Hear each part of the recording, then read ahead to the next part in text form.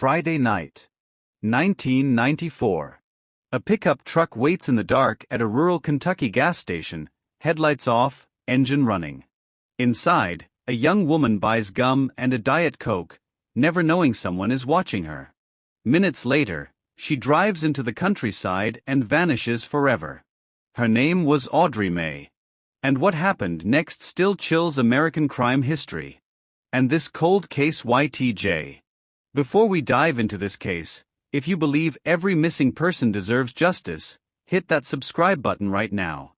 Turn on notifications for Cold Case YTJ. Share this video with someone who cares about unsolved mysteries. Because the more people who hear Audrey's story, the closer we get to the truth. Let's begin. It was one of those southern autumn evenings that felt older than time itself. Quiet. Heavy. Still.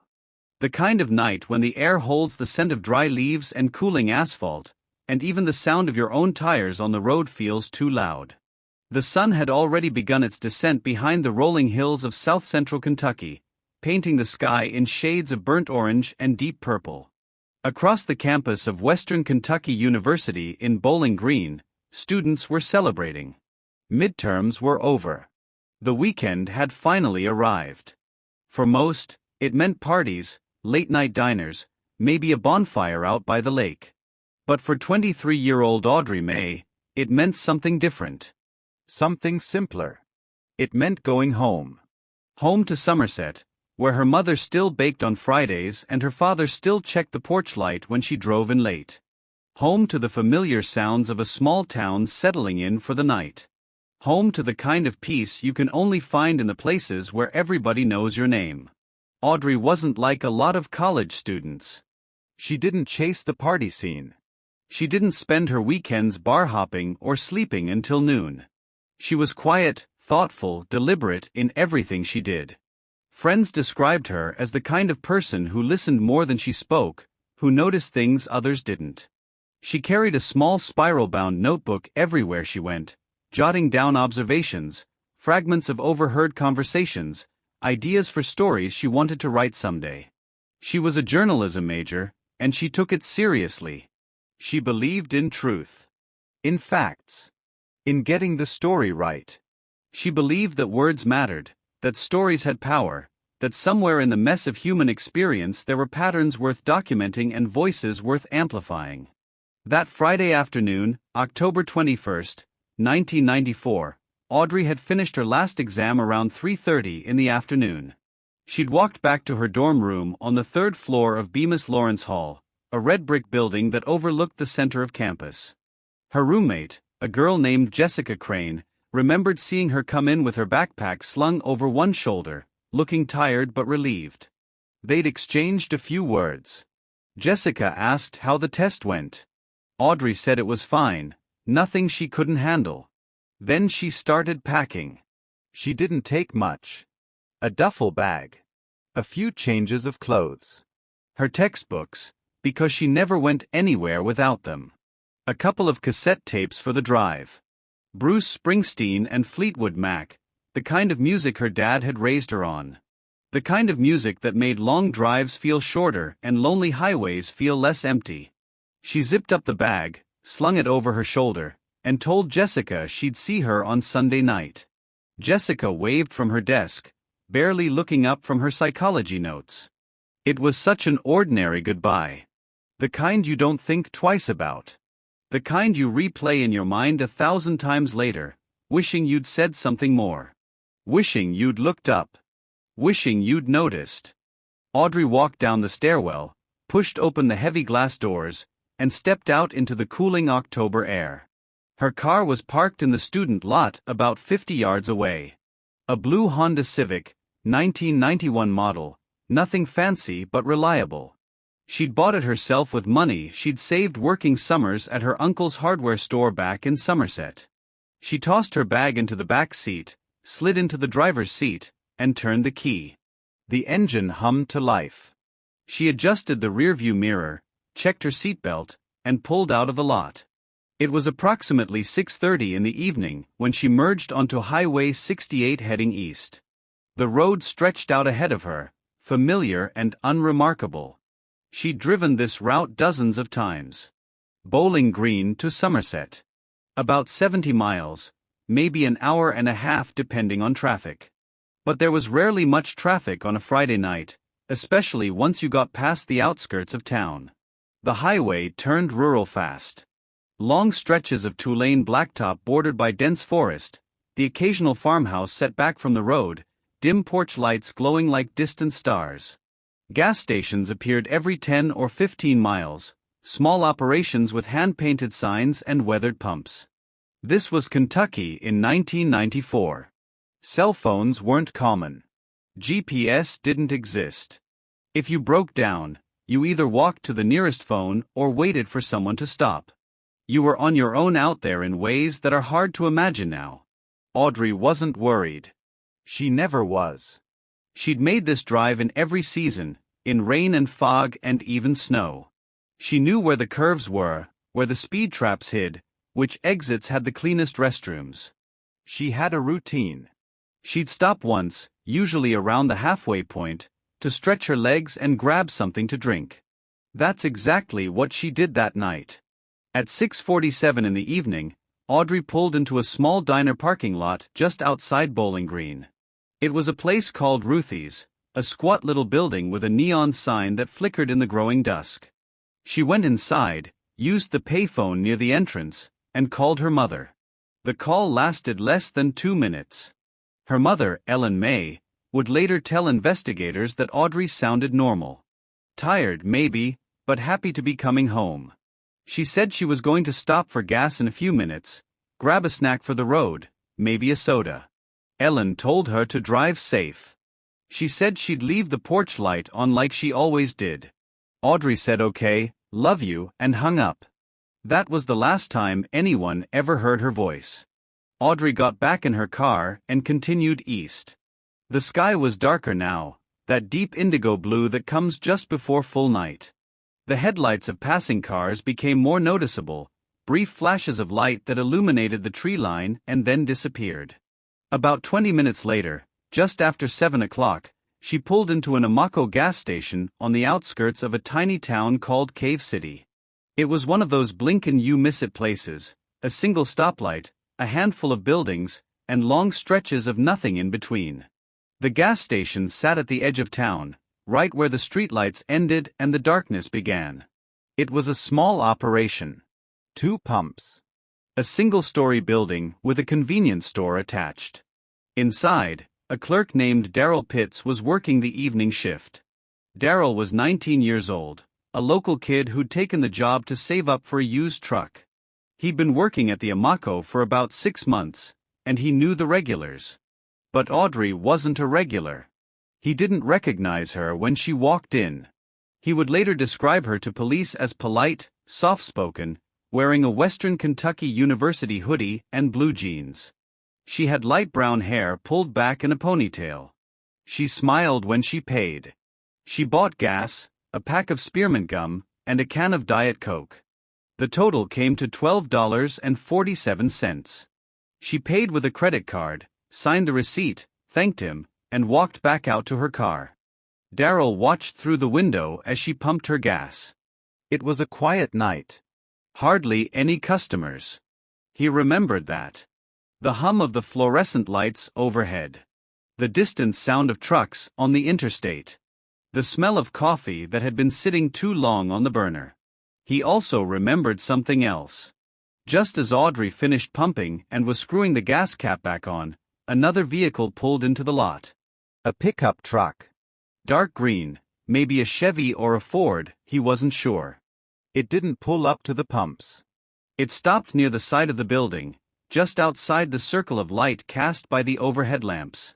The engine stayed running. The headlights stayed off. Darryl thought it was strange, but he didn't think too much of it. People stopped there all the time to use the payphone, to check a map, to take a break. He went back to restocking cigarettes behind the counter.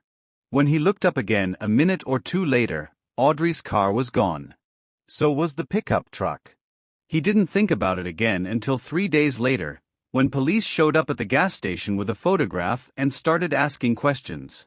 By Saturday morning, Audrey should have been home. Her mother had stayed up late the night before, waiting to hear the sound of tires on gravel, the familiar creak of the front door. But it never came. The porch light stayed on all night, casting its warm glow across the empty driveway. By 6 in the morning, Ellen was calling Audrey's dorm room. No answer. She called again at 7. At 8. At 9. By 10, she was calling Audrey's friends, her professors, anyone who might know where she was. No one had seen her. No one had heard from her. By 11 o'clock, Ellen Mae called the Somerset Police Department. At first, the police weren't overly concerned. Audrey was 23 years old, an adult. Maybe she decided to stay an extra night with friends. Maybe she'd met someone. Maybe her car had broken down and she was waiting for a tow. These things happened. Young people changed their plans. They forgot to call. They got distracted. But Ellen knew better. She knew her daughter. Audrey was punctual to a fault. She was responsible. She didn't just disappear. If something had happened, she would have called. She would have found a way.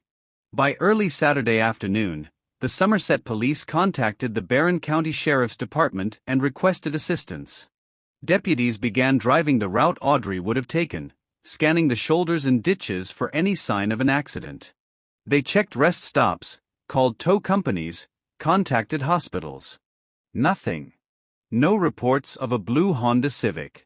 No accidents. No Jane Does matching her description.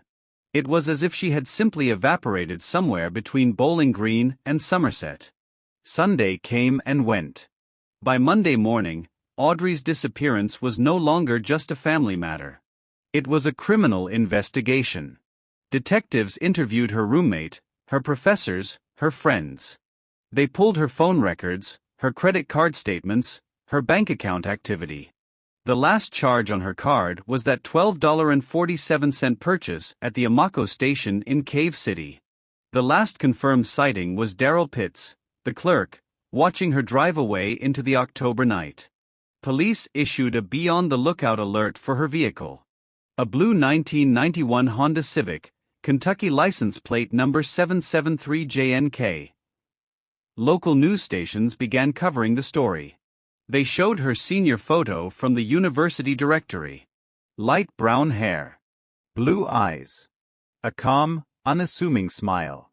The kind of face you'd see in any classroom, any coffee shop, any church pew in small-town America.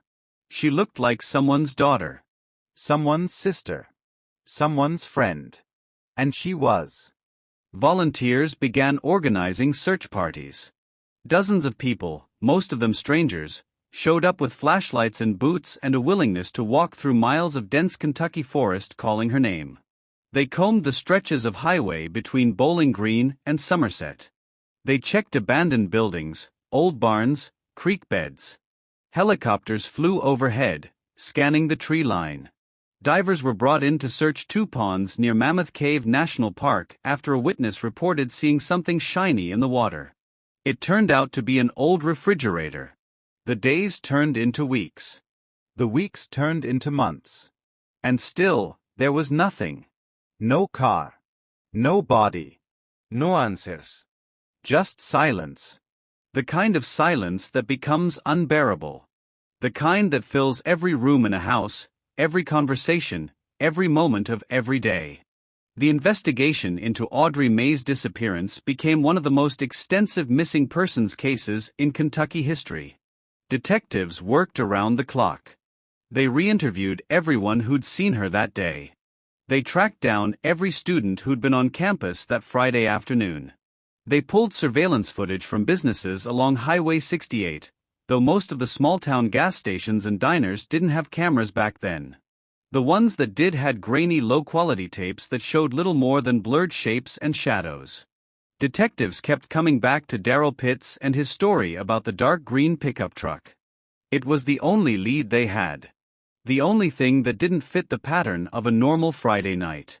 Daryl sat down with a sketch artist and tried to describe the vehicle in as much detail as he could remember. He thought it was a full-size truck, American-made, probably mid-80s to early 90s. Dark green, maybe forest green or hunter green. It had a toolbox in the bed, he was pretty sure about that. He couldn't remember the license plate. He couldn't remember if there were any bumper stickers or decals. And he'd never seen the driver's face. The man had stayed inside the truck the entire time, just sitting there in the shadows. Police put out a public appeal. They asked anyone who owned or knew someone who owned a dark green pickup truck to come forward. They received hundreds of tips. Dozens of trucks were brought in and examined. Owners were questioned. Alibis were checked. But nothing panned out. None of the trucks matched. None of the owners had any connection to Audrey. It was like chasing smoke. Like trying to grab something that had already dissolved into the air. Detectives also looked into Audrey's personal life. They had to. In missing persons cases, statistically, the victim usually knows their abductor. It's a boyfriend, an ex, a co-worker, a family member. But Audrey didn't fit that pattern. She wasn't dating anyone seriously. She'd had a boyfriend her sophomore year, a guy named Matt Holloway, but they'd broken up amicably over a year earlier. He was living in Louisville, working at a marketing firm. He had an airtight alibi. He'd been at a company retreat in Indiana the entire weekend Audrey disappeared. Dozens of witnesses confirmed it. Her friends said she didn't have any enemies. She wasn't involved in anything risky. She didn't do drugs. She rarely drank. She didn't owe anyone money. She wasn't involved in any kind of dispute or drama. By all accounts, Audrey Mae was exactly what she appeared to be. A quiet, studious young woman who loved her family, worked hard, and dreamed of becoming a journalist. Someone who wanted to tell other people's stories. Someone who never imagined she'd become a story herself. So what happened to her? One theory that investigators explored early on was that she'd been the victim of a random abduction. A crime of opportunity. Someone saw a young woman alone at a gas station late at night and decided to follow her. It was a terrifying thought, but it wasn't unprecedented. The early 1990s were a dangerous time for women traveling alone, especially in rural areas. Serial killers like Keith Hunter Jesperson, the so-called happy face killer, were actively hunting victims along highways in the Pacific Northwest. Truck stops and isolated rest areas had become hunting grounds. Could something similar have happened to Audrey? Detectives reached out to the FBI's Behavioral Analysis Unit. Profilers reviewed the case and said it was possible. The fact that the pickup truck had followed her suggested premeditation, or at least intent. The driver hadn't gone inside the gas station. He hadn't bought anything. He just waited and watched. That was predatory behavior. The behavior of someone who knew what he was doing. Someone who'd done it before, or at least thought about it enough to have a plan. But without a body, without a crime scene, without any physical evidence, there was no way to know for sure. Another theory was that Audrey had been forced off the road. Highway 68 and the surrounding back roads were dark and desolate at night. If someone had tailgated her, flashed their lights, maybe even bumped her car, she might have pulled over thinking something was wrong. Maybe she thought a tire was flat. Maybe she thought another driver was trying to warn her about something. And that's when she was taken. It would explain why there were no skid marks, no signs of a crash. If she'd pulled over voluntarily, there wouldn't be. But again, there was no evidence. No abandoned car. No personal belongings scattered on the roadside. No witnesses who'd seen anything suspicious. It was as if Audrey and her blue Honda Civic had simply been erased from existence. Her family refused to give up. Her father, a man named Audrey Mae, became a fixture along Highway 68. Night after night, he'd drive the route his daughter should have taken, stopping at every gas station, every rest area, every turnoff, showing her picture and asking if anyone had seen her. Most people hadn't. A few thought they might have, but their memories were vague, unreliable. One man said he'd seen a blue car pulled over on the shoulder near Glasgow, but he couldn't remember when. Another woman said she'd seen a young woman at a truck stop near Cave City, but she couldn't say for sure if it was Audrey. Robert printed thousands of flyers. He stapled them to telephone poles, taped them to gas station windows, handed them out at diners and churches and anywhere else people gathered. Audrey's face became impossible to ignore. Missing. 23 years old. Last seen October 21, 1994. If you have any information, please call. He spent his life savings on private investigators. He offered a reward. $10,000. Then $20,000. Then $50,000. It didn't matter. No one came forward with credible information. Ellen Mae, Audrey's mother, did what mothers do. She waited. She kept Audrey's room exactly as it had been. The bed made. The books stacked on the desk. The photos pinned to the corkboard above the headboard. Photos of Audrey at graduation. Audrey with friends. Audrey as a child, gap-toothed and laughing. Every night, she left the porch light on, just like she'd promised. Just in case. Just in case Audrey found her way home. The case went cold. Not because police stopped caring, but because there was nowhere left to look. Every lead had been followed. Every tip had been investigated. Every inch of highway had been searched. By the time 1995 rolled around, the active investigation had slowed to a crawl. Audrey's case was filed away with thousands of other unsolved disappearances. Her name joined the ranks of the missing. The forgotten. But then, in the spring of 1996, something happened. Something that reignited the investigation and brought Audrey's name back into the headlines. A hiker was walking through a remote section of the Daniel Boone National Forest, about 40 miles southeast of Cave City, when he stumbled across something unusual. Partially buried beneath a pile of leaves and fallen branches was a car. A blue Honda Civic. The hiker immediately called the authorities. Within hours, a team of investigators was on the scene. They carefully excavated the vehicle, documenting everything. The license plate was missing. The VIN number had been partially scratched off. But forensic technicians were able to recover enough of it to run a trace. It was Audrey's car. The discovery sent shockwaves through the investigation. Finally, after nearly a year and a half, they had something tangible. Something real. But the relief was short-lived.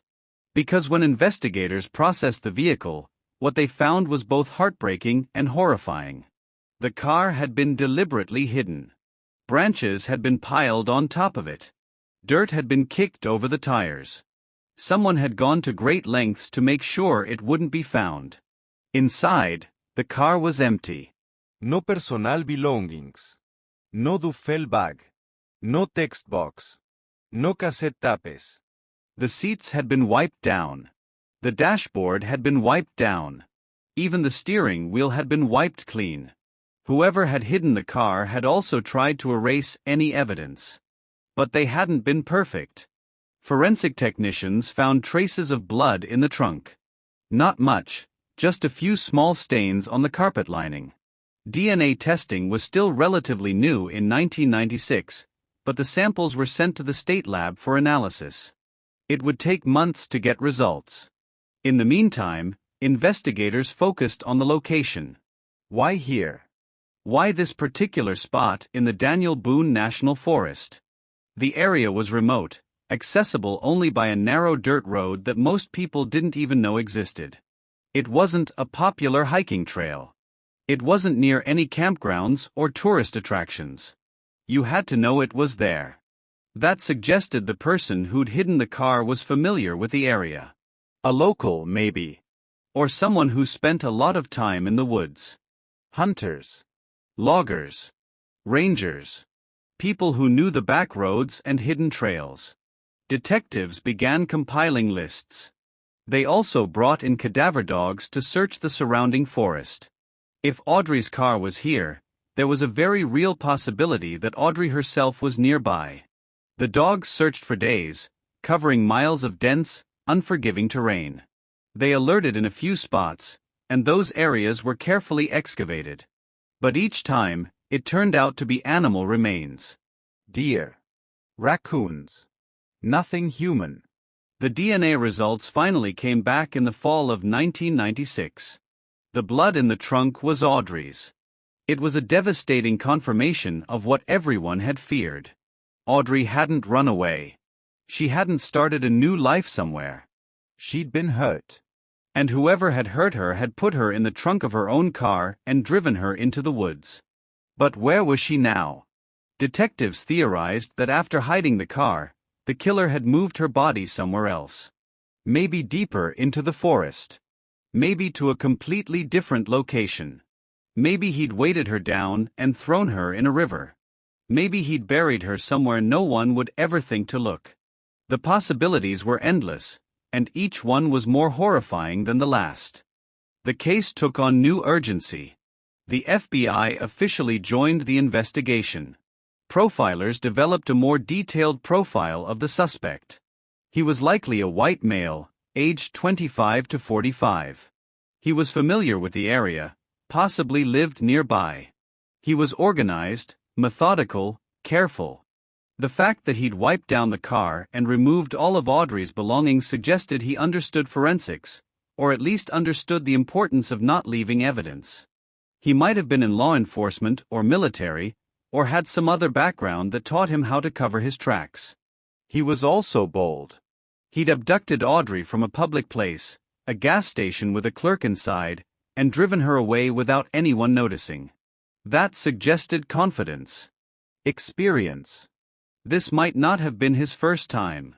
Detectives began looking at unsolved cases in Kentucky and neighboring states. Were there other young women who disappeared under similar circumstances? Women traveling alone, last seen at gas stations or rest stops, vehicles later found abandoned in remote locations? The answer was yes. There were several. But linking them definitively to the same perpetrator was nearly impossible without physical evidence. One case in particular caught their attention. In October of 1992, exactly 2 years before Audrey disappeared, a 21-year-old woman named Melissa Dodd had vanished while driving from Lexington to her parents' home in eastern Kentucky. She'd stopped for gas at a small station outside Winchester. A clerk remembered her. And he also remembered a dark-colored pickup truck that had been parked near the building. Melissa's car was found 3 weeks later, hidden in the woods near the Red River Gorge. There was blood in the trunk. Melissa's body was never found. The similarities were impossible to ignore. Both women were in their early 20s. Both were traveling alone. Both stopped at rural gas stations. Both were possibly followed by a pickup truck. Both of their cars were found hidden in the woods with blood in the trunk. And both women vanished without a trace. Detectives reached out to the investigators who'd worked Melissa's case. They compared notes. They looked for connections. Had the same person been in both areas at the same time? Were there any overlapping suspects? Any common threads? The investigation became a sprawling, multi-jurisdictional effort involving local police, state police, and federal agents. But despite their best efforts, they couldn't find the link. Couldn't find the evidence. Couldn't find the killer. If you're still watching at this point, drop a comment with "I'm still here." Let's see who's truly following this shocking story. And hit that like button. It helps this case reach more people. Someone out there might have the missing piece. Years passed. The investigation continued, but progress was slow. Leads dried up. Tips stopped coming in. The media moved on to other stories. Audrey's case, like so many others, faded from the public eye. But her family never forgot. Every year on October 21st, they held a vigil. They lit candles. They prayed. They remembered. They stood together in the growing darkness and spoke her name out loud, refusing to let her become just another statistic, just another cold case file gathering dust in some basement archive. In 2003, advancements in DNA technology allowed investigators to retest the blood samples from Audrey's car. They were hoping to find secondary DNA, something that might belong to her killer. Something that could be run through the national database. Something that could finally give them a name. But the samples were too degraded. Too contaminated. The results were inconclusive. Another dead end. In 2008, a man named Leonard Crutchfield was arrested in Tennessee for the abduction and murder of a young woman. During questioning, he confessed to several other killings spanning multiple states. Detectives in Kentucky immediately reached out. They wanted to know if Crutchfield had been in Kentucky in October of 1994. If he'd ever driven a dark green pickup truck. If he knew anything about Audrey Mae. Crutchfield's attorney shut down the questioning. He refused to let his client answer. Crutchfield was eventually convicted and sentenced to life in prison, but he never admitted to being involved in Audrey's disappearance. And investigators couldn't find any evidence linking him to the case. Another lead that went nowhere. In 2012, Robert May passed away. He'd spent nearly 2 decades searching for his daughter. He'd driven hundreds of thousands of miles. He'd interviewed countless people. He'd followed every possible lead, chased every shadow, knocked on every door. He'd never stopped looking. In his final days, he told his wife that he believed Audrey was at peace. That she was somewhere safe. That one day, they'd find her and bring her home. He died not knowing what happened to his daughter. Not knowing where she was. Not knowing who took her. That kind of pain is impossible to quantify. Ellen May continued to wait. She's in her 80s now, still living in the same house, still leaving the porch light on every single night. She's never moved Audrey's things. Never packed up her room. Never stopped hoping. Never stopped believing that somehow, someway, the truth would come out. And then, in the spring of 2023, it did. Advances in forensic genealogy had revolutionized cold case investigations across the country. The same technology used to catch the Golden State Killer was now being applied to hundreds of unsolved cases. In Kentucky, a team of investigators decided to take another look at Audrey Mae's disappearance. They retrieved the original evidence from storage. The blood samples from her car. The fibers collected from the trunk. The trace evidence that had been too degraded to analyze back in the 90s. Using new extraction techniques, forensic scientists were able to isolate a small sample of foreign DNA. It wasn't much. Just a few cells. But it was enough. They submitted the sample to a genetic genealogy database, the same kind used by millions of people searching for their ancestry. Within weeks, they had a match. Not a direct match, but a familial one. The DNA belonged to someone related to a man named Gerald Wayne Hutchins. Hutchins was 68 years old, a retired utility worker living in a small town about 30 miles from where Audrey's car had been found. Detectives began building a case. They pulled his employment records from 1994. He'd been working for a power company, driving around rural Kentucky maintaining electrical lines.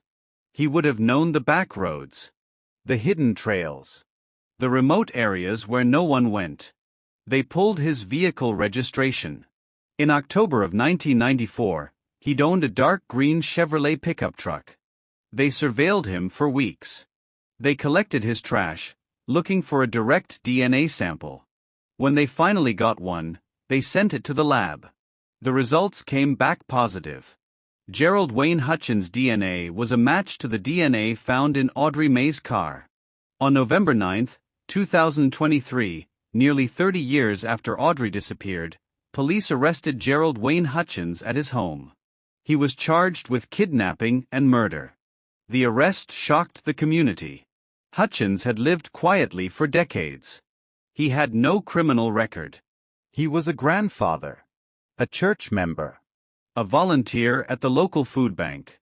His neighbors described him as polite, helpful, the kind of man who'd mow your lawn if you were sick. But behind that facade was something else. Something dark. During the interrogation, Hutchins initially denied everything. He said he didn't know Audrey Mae. He'd never been to that gas station. The DNA must have gotten there some other way. But as detectives presented the evidence, as they showed him the forensic reports, the timeline, the connections, his story began to fall apart. Finally, after hours of questioning, he asked for a lawyer. The interrogation ended. But investigators weren't done. They obtained a warrant to search his property. What they found was chilling. In a locked shed behind his house, they discovered a collection of items. Jewelry. Photographs. Driver's licenses. Each one belonged to a different woman. There were 12 in total. 12 women who had disappeared over a span of 15 years. 12 families who had been living with the same pain as the Mays. And among those items was Audrey's student ID card. The case broke wide open. Detectives from multiple states descended on Kentucky. Each item in that shed represented a victim. A life taken. A family destroyed. Some of the women had been reported missing. Others hadn't. Some had been assumed to be runaways. Some had simply been forgotten. Gerald Wayne Hutchins wasn't just Audrey's killer. He was a serial killer. A predator who had spent years hunting women along the highways and back roads of Kentucky and Tennessee. He targeted women who were alone. Women who were traveling. Women who stopped at isolated gas stations late at night. He followed them. Forced them off the road. And then he made them disappear.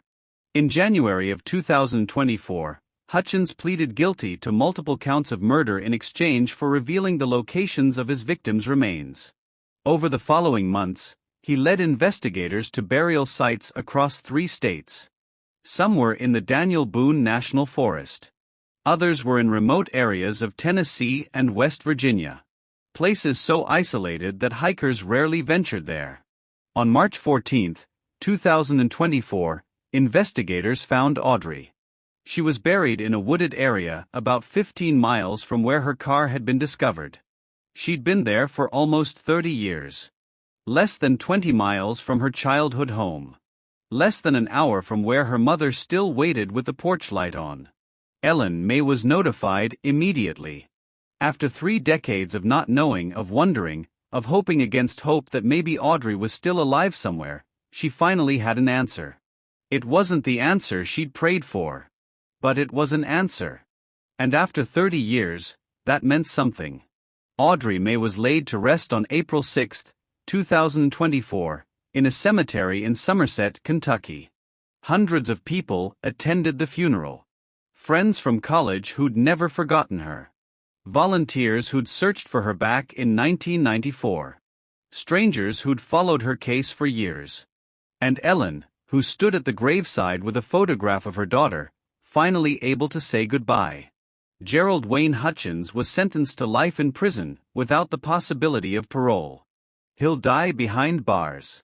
But for the families of his victims, including the May family, his sentencing wasn't really about punishment. It was about closure. It was about finally knowing what happened. About finally being able to grieve properly. About finally being able to move forward, even if moving forward meant carrying a weight that would never fully lift. Audrey Mae was 23 years old when she disappeared on October 21, 1994. She was a journalism student. A daughter. A friend. She had dreams. She had plans. She had a future. And Gerald Wayne Hutchins took all of that away from her. But her story didn't end in those woods. It didn't end in that shed full of trophies. It ended with justice. With truth. With a community that never forgot her name. If this case has moved you, if you believe that every victim deserves to be remembered and every family deserves answers, then subscribe to Cold Case YTJ. Share this video. Spread the word. Because there are still thousands of cases out there waiting to be solved. Thousands of families still waiting for answers. And the only way we solve them is by never giving up. Never forgetting. Never stopping until we find the truth. Thank you for watching. And remember, every cold case is a story. Every story deserves an ending. This is Cold Case YTJ, reminding you that justice may be delayed, but it's never denied. Not while people like you keep searching. Keep asking questions. Keep demanding answers. Audrey Mae. 23 years old. Missing for 30 years. Found. Remembered. And finally at peace.